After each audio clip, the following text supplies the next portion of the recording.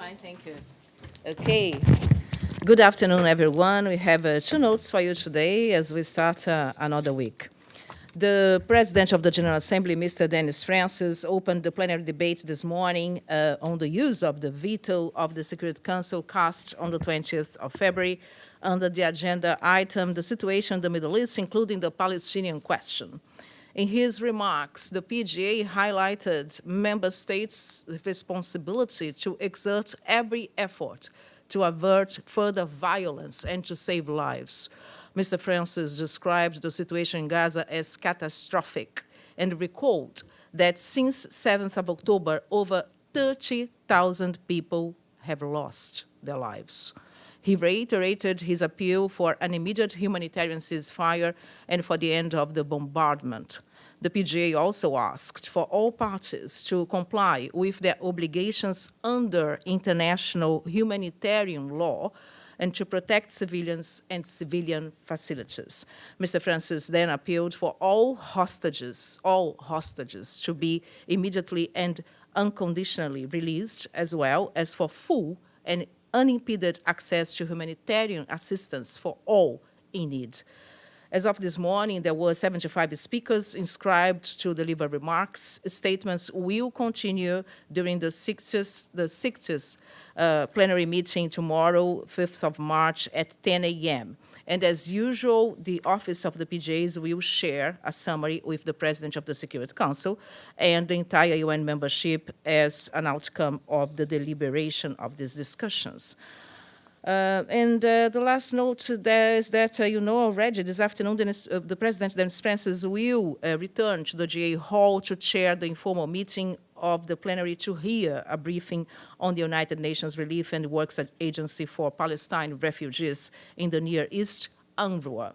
There is no list of pre-established speakers for this afternoon. After the PGA deliver his remarks, he will be followed by the Commissioner General, who will also be seated on the podium. Mr. Lazzarini will take the floor again at the end of the meeting to address questions if needed.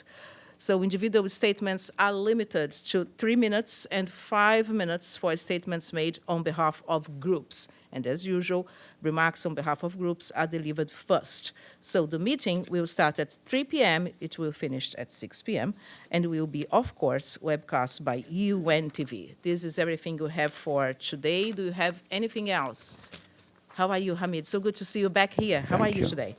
Thank you. I'm not good, as you know. Anyhow, when 173 states voted repeatedly to renew confidence in UNRWA, and the mandate of UNRWA is coming from the General Assembly, and here one state, which is now under scrutiny that it is committing genocide, has the audacity to stand and insult 173 states in front of the world, saying this is a terrorist organization. What is the reaction of the PGA for this accusation? The PGA made his remarks this morning, and he was very clear. He didn't mince his words. The PGA supports UNRWA. We know that. UNRWA, as we know also, I mean, the General Assembly is the custodian of the UNRWA mandate. The PGA's appeal, Hamid, hasn't changed. He is asking for cessation of hostilities. He's asking for the humanitarian needs to be delivered.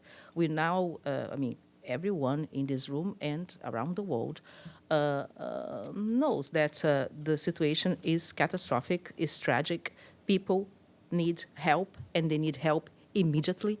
And UNRWA has been doing this work for decades. As we said many times, the PGA said himself, UNRWA has been doing good work for decades, and his UNRWA has his full support.